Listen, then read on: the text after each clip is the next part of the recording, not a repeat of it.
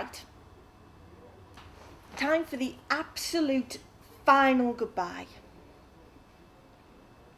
Right time indeed.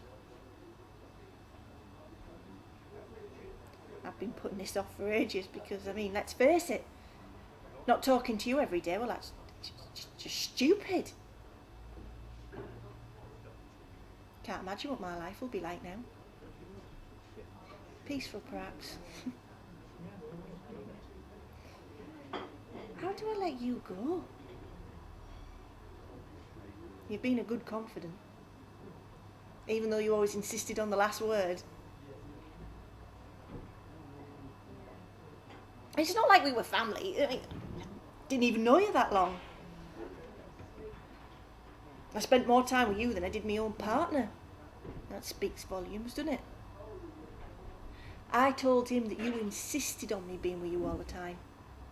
He said I did too much. But in reality, I preferred being there with you. We were cut from the same cloth, me and you.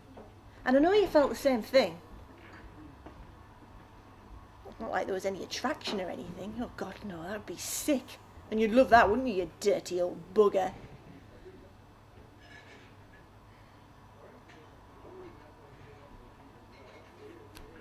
What do I say to you today? Do I express my guilt? Tell you that I didn't do enough? Because that's bollocks. I did more for you than any nurse bloody should.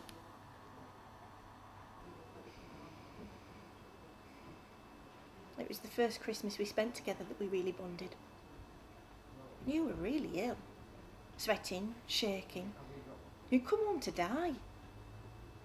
Managed to watch the Queen's speech though. And cackle because the Queen Mum had died. And I really remember connecting with you for the first time when you lay in my arms begging for a pint of Guinness. And I thought, why not? Last wish. He'll be dead in the morning. So I held you upright.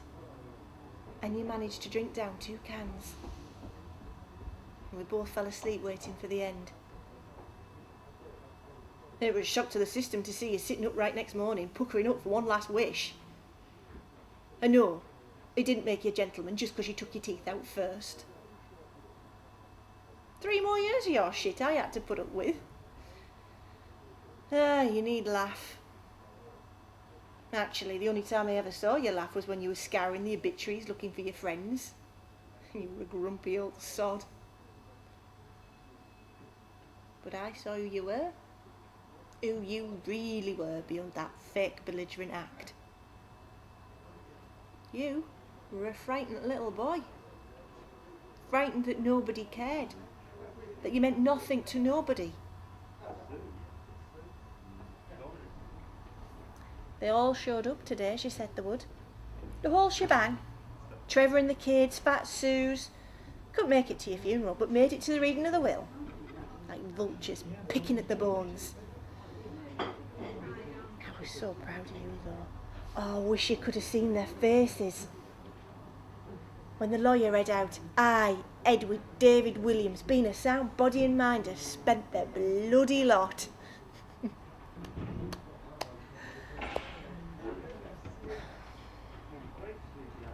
You once said that you saw something special in me. Something irrepressible. That if I would just stretch my wings and fly the nest. Well, I've got some news for you. Now that you're gone, I've gone and done it. I've quit.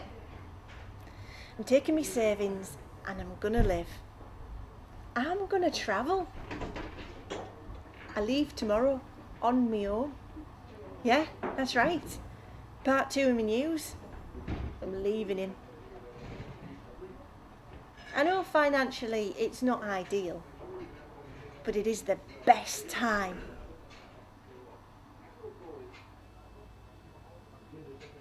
And I had thought about taking what's left of you with me. Finding some exotic outpost and setting you free. But the British Empire doesn't extend as far as it once did. Besides, you ain't foreigners.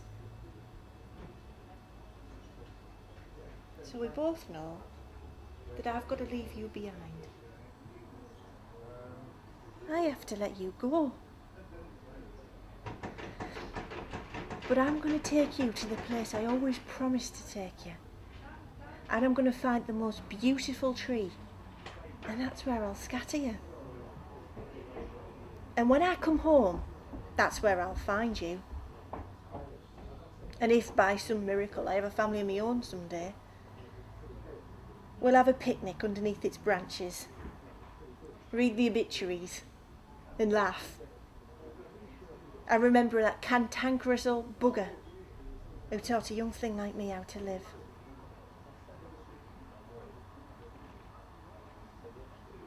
I loved you, you old bastard.